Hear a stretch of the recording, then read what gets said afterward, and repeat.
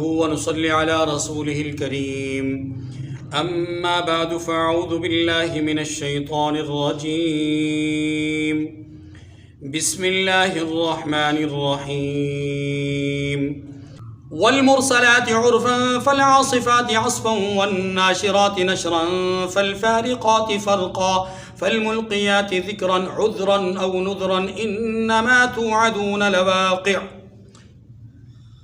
سورۃ المرسلات مکی صورت ہے، اس میں 50 آیات ہیں اور 2 رکوعات ہیں۔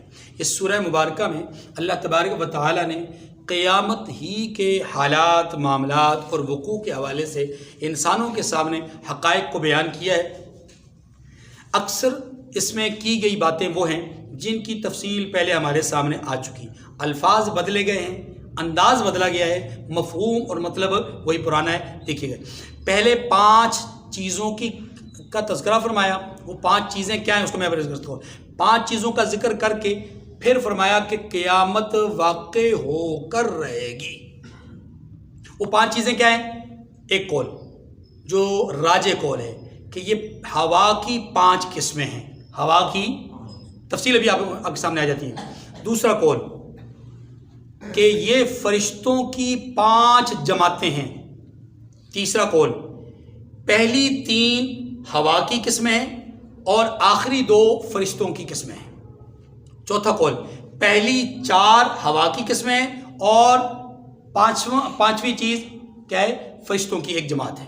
اب آیات کریمہ کا ترجمہ دیکھیے، والمرسلات عرفا فالعاصفات عصفا والناشرات نشرا۔ فرمایا ہواؤں کی قسم، عرفا جو نرم نرم چلتی ہیں، فائدہ دیتی ہیں، ان ہواؤں کی قسم جو فائدہ دیتی ہیں، یا فرشتوں کے اس جماعت کی قسم جو مخلوق کو فائدہ دیتی ہے۔ ٹھیک ہو گیا؟ دونوں ترجمے آگے سب آگے۔ فالعاصفات عصفا، پھر زور پکڑ کر جھکڑ ہو جاتی ہے، یعنی ان ہواؤں کی قسم کہ جو زوردار قسم کی چلتی ہیں، طوفانی چلتی ہیں، اور اس سے کیا ہوتا ہے؟ نقصان ہوتا ہے۔ پہلے ہواؤں کے نفع کا ذکر کیا، دوسری آیت میں ہواؤں کے نقصان کا ذکر کیا۔ والناشرات نشرا، اور پھاڑ کر پھیلا دیتی ہے، مانے بادلوں کو ٹکڑے ٹکڑے کر کے پھیلا دیتی ہیں۔ اس سے بادل برسنے کی طرف اشارہ کیا کہ ہواؤں کے زور سے اللہ ایک جگہ سے بادل کو دوسری جگہوں پہ منتقل کر دیتے ہیں، یہاں کچھ برس جاتے ہیں، کچھ کہیں اور برستے ہیں۔ یہ معنی ہے پھاڑنے کا اور ٹکڑے کرنے کا۔ فالفارقات فرقا، پھر ان کو پھاڑ کر جدا جدا کر دیتی ہے، معنی یہ کہ اس بارش کو اللہ تبارک و تعالی برستی بارش کو ان ہواؤں کی برکت سے کیا کر دیتے؟ جدا جدا کر دیتے، یعنی بارش کا کچھ حصہ ادھر پڑتا ہے، کچھ حصہ ادھر پڑتا ہے۔ اب زمین کا یہ حصہ رویدگی والا ہے، یہاں فائدہ ہوتا ہے، وہ حصہ رویدگی والا نہیں ہے، وہاں پانی بہہ کر کے چلا جاتا ہے، تو یوں پانی کو الگ الگ کر دیتی ہیں۔ آپ جانتے ہیں کہ کبھی کبھی بارش میں ایسا ہوتا ہے، طوفانی ہوا چلتی ہے، وہ بارش دیواروں پر لگ رہی ہے، کوئی کسی چیز پر لگ رہی ہے، کوئی اسی طریقے سے۔ فالملقیات ذکرا، پھر فرمایا کہ ان ہواؤں کی قسم جو یاد دہانی کراتی ہیں، یعنی ایسی ہوائیں جو اتنی طاقتور ہوتی ہیں، اتنی زور آور ہوتی ہیں کہ انہیں دیکھ کر بے ساختہ انسان کی زبان سے نکل آتا ہے اللہ اکبر، اللہ اکبر، اللہ خیر۔ یہ ہے اللہ کی یاد، ٹھیک ہے۔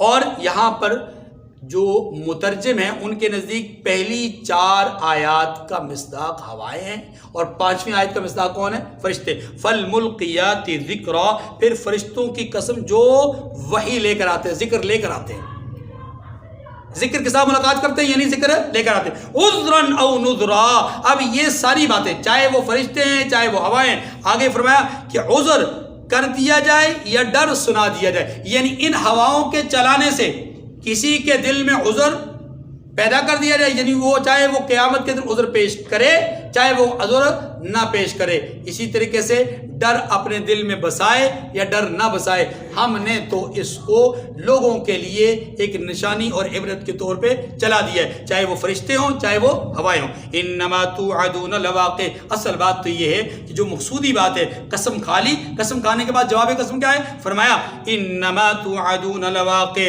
کہ جس بات کا تم سے وعدہ کیا جاتا ہے وہ ہو کر رہے گی، وہ ہو کر یہ بات سورہ زاریات میں بھی اللہ تبارک و تعالیٰ نے فرمائی انما توعدون لصادق، جس بات کا تم سے وعدہ کیا گیا وہ ضرور ضرور سچ ہو کر کے رہے گی. فَإِذَا النُّجُومُ طُمِسَتْ، یہ ستاروں کے ٹوٹنے بے نور ہونے کی بات ہے، آسمان کے گرنے کی بات ہے، پہاڑوں کے ریزہ ریزہ ہونے کی بات ہے. مختلف آیات میں آپ کے سامنے آ چکا. صرف ترجمہ اور الفاظ کا دیکھیے تناسب دیکھیے. جب تاروں کی چمک جاتی رہے اور جب آسمان پھٹ جائے اور جب پہاڑ اڑے اڑے پھریں.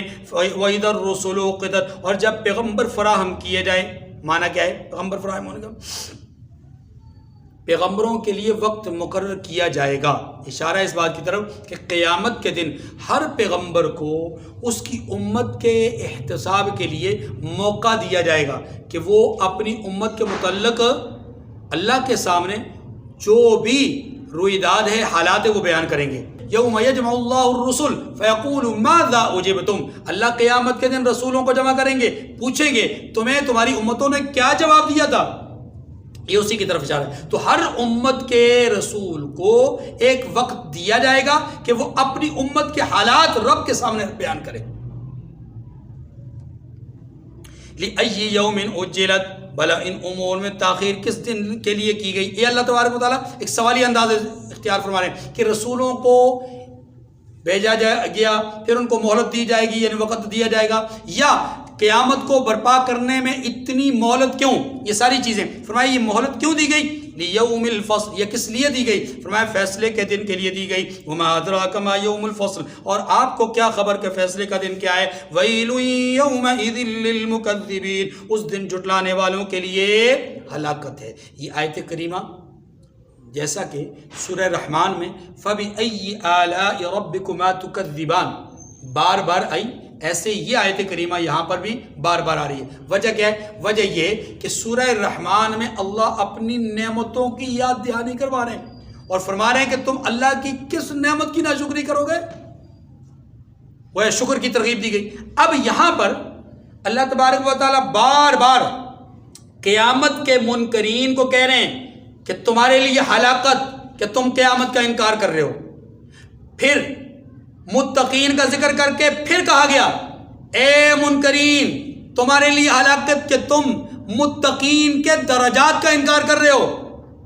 پھر کہا قرآن تمہارے پاس بھیجا، اس نعمت سے تمہیں محظوظ کیا یا یہ نعمت تمہیں دی، تم نے اس نعمت کا انکار کیا، اللہ کی طرف سے تمہارے لیے ہلاکت کہ تم نے انکار کیا. یہ خلاصہ میں نے آگے کی آیات کریمہ کا ذکر کر دیا. دیکھیے فرمایا الم نہلک الاولین، کیا ہم نے پہلے لوگوں کو ہلاک نہیں کر ڈالا؟ تاریخ، پچھلی امتوں کی تاریخ، اس سے کیا متنبع کیا جا رہا ہے کہ آنے والے حالات سے ڈرو، یاد رکھو ورنہ تمہارا حشر وہی پچھلی امتوں والا ہوگا. ثم نتبعهم الآخرین، پھر ان پچھلوں کو بھی ان کے پیچھے بھیج دیتے ہیں. کیا معنی؟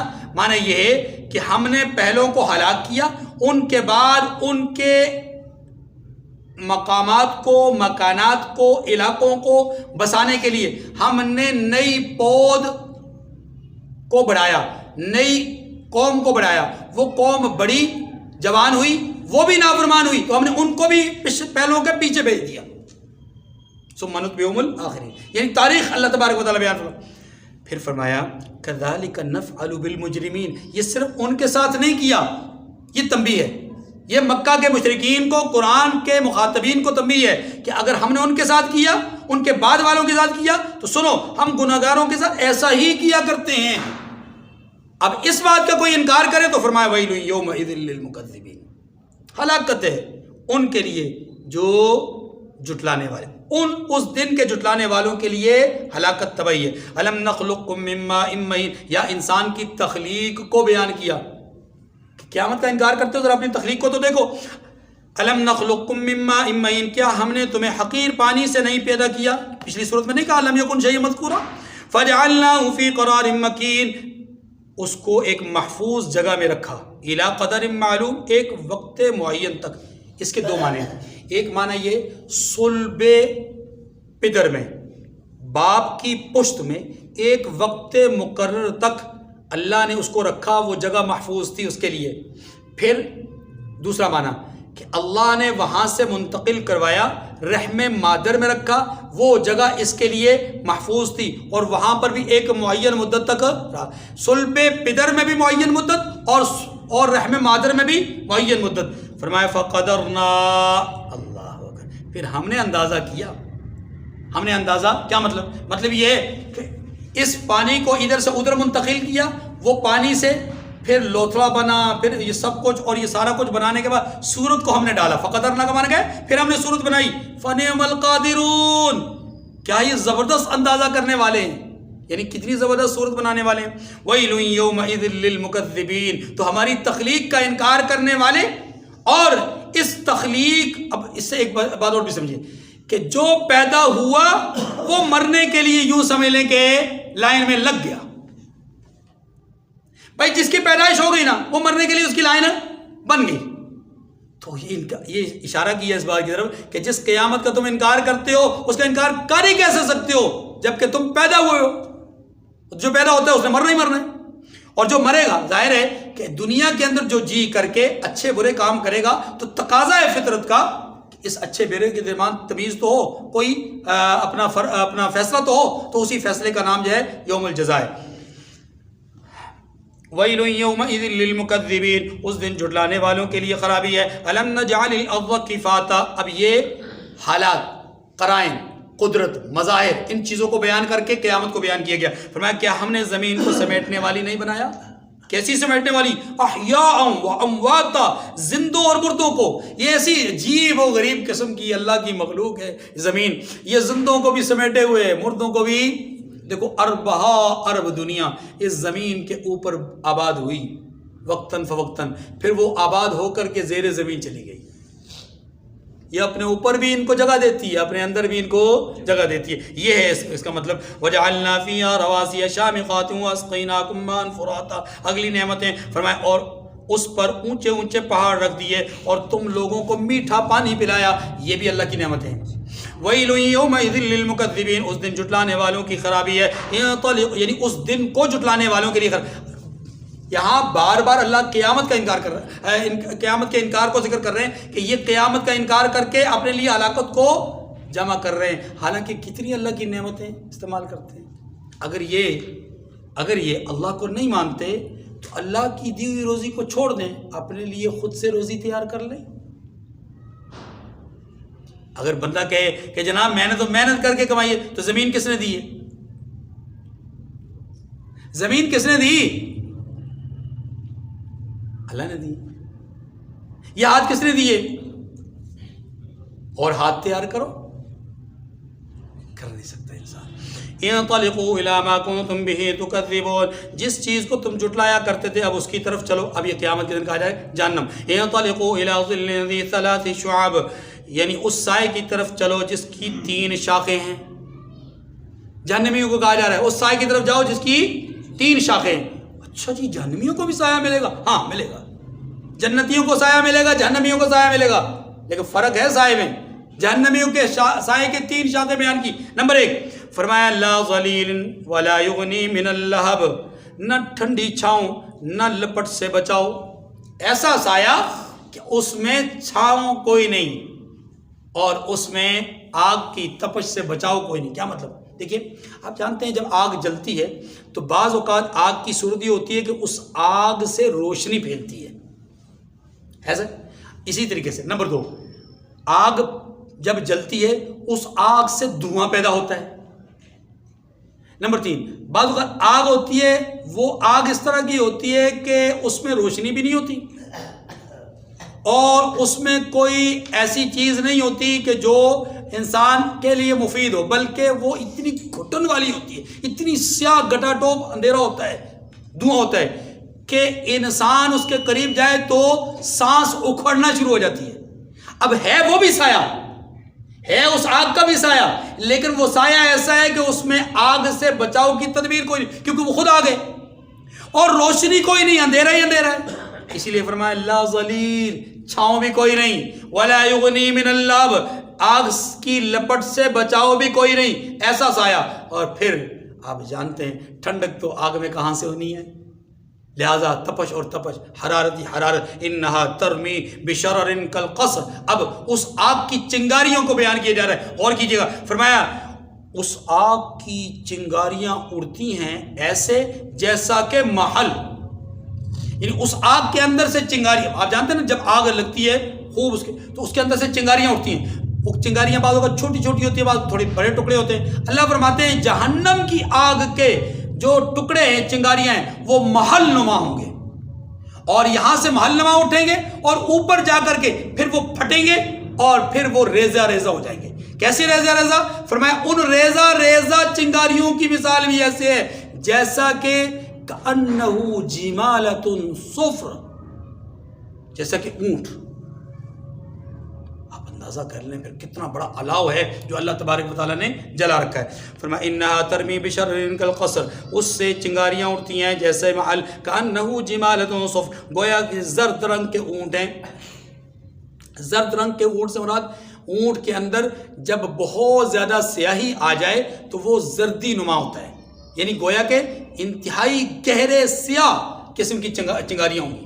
صرف آگ ہی نہیں، آگ کے اوپر اٹھنے والی چنگاریاں بھی انتہائی درجے کی سیاہ ہوں گی۔ اس سے آپ اس آگ کی گھٹن اور اس کی تکلیف کا اندازہ کر لیں کیسی تکلیف دہ ہوگی۔ وَيْلٌ يَوْمَئِذٍ لِّلْمُكَذِّبِينَ، اس دن جھٹلانے والوں کے لیے خرابی ہے۔ آگے فرمایا هَذَا يَوْمُ لَا يَنطِقُونَ، دنیا میں تو بڑی بڑے بک بک کرتے ہیں نا قیامت کے حوالے سے، فرمایا یہ وہ دن ہے کہ جس دن لب نہیں ہلا سکیں گے، بول نہیں سکیں گے، وَلَا يُؤْذَنُ لَهُمْ فَيَعْتَذِرُونَ، اور بولنے کی اجازت بھی نہیں ہوگی کہ وہ کوئی عذر پیش کریں۔ فرمایا نہ ان کو اجازت دی جائے گی کہ عذر کر سکیں، خود سے بولنے کی طاقت نہیں ہوگی اور اللہ کی طرف سے بولنے کی اجازت نہیں ہوگی، وہ عذر ان کا نہیں سنا جائے گا۔ یہ معنی ہے، یاد رکھیے کافر قیامت کے دن بولیں گے تو صحیح، لیکن کب؟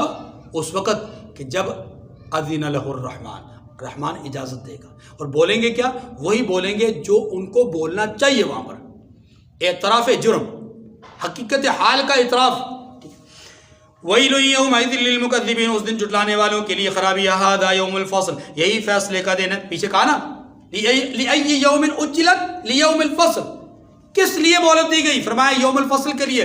یوم الفصل کیا ہے؟ فرمایا ان ھذا یوم الفصل، یہی فیصلے کا دن ہے۔ جمعناکم والاولین، ہم نے تمہیں اور پہلے لوگوں کو جمع کیا، یعنی ہم تمہیں اور پہلے لوگوں کو جمع کریں گے۔ فإن کان لکم کید فکید، یہ کہا کیا کہ ہم نے تمہیں اور پہلے لوگوں کو جمع کر دیا، حالانکہ جمع تو ہوئے نہیں، ابھی تو دنیا چل رہی ہے۔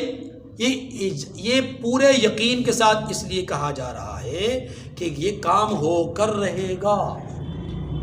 فَإِن كَانَ لَكُمْ كَيْدٌ فَكِيدٌ، اگر تمہیں کوئی داؤ آتا ہے تو مجھ سے کر لو، کوئی تدبیر سلجھتی ہے تمہیں تو کر لو، یعنی مجھ سے بچنے کی کوئی تدبیر تمہارے پاس ہے تو بچ جاؤ، میری سلطنت سے مملکت سے نکل سکتے ہو، فَانْفُذُوا، نکل جاؤ من اقطار السماوات والارض، زمین و آسمان کے حدود سے تم نکل سکتے ہو تو نکل جاؤ، لیکن لا تنفذون، نکل نہیں سکتے۔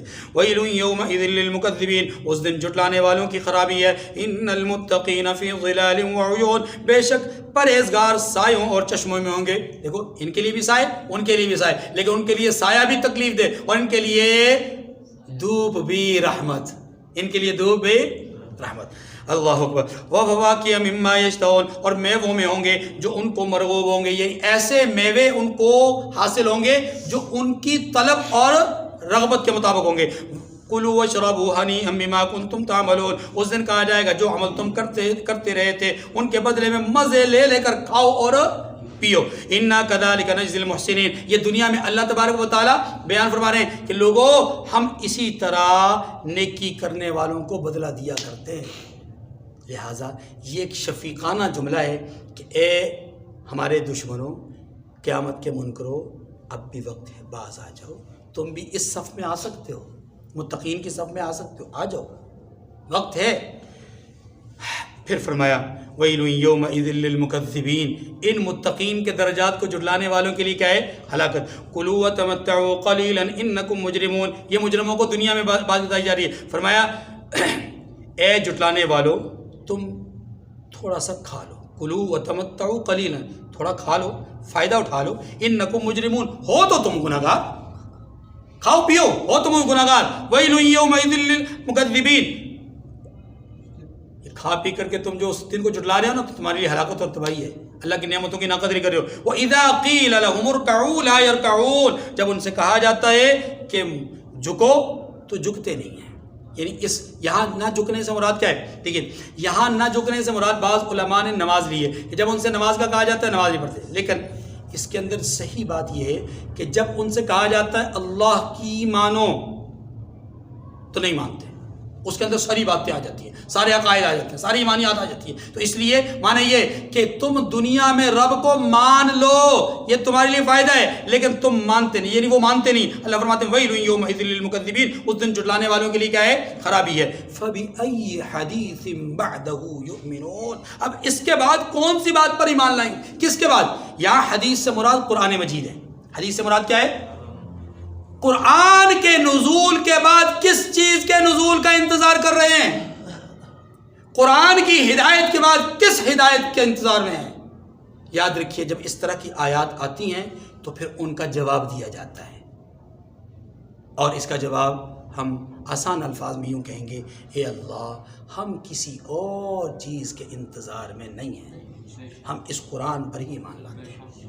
وآخر الدعوانا الحمدللہ رب العالمین۔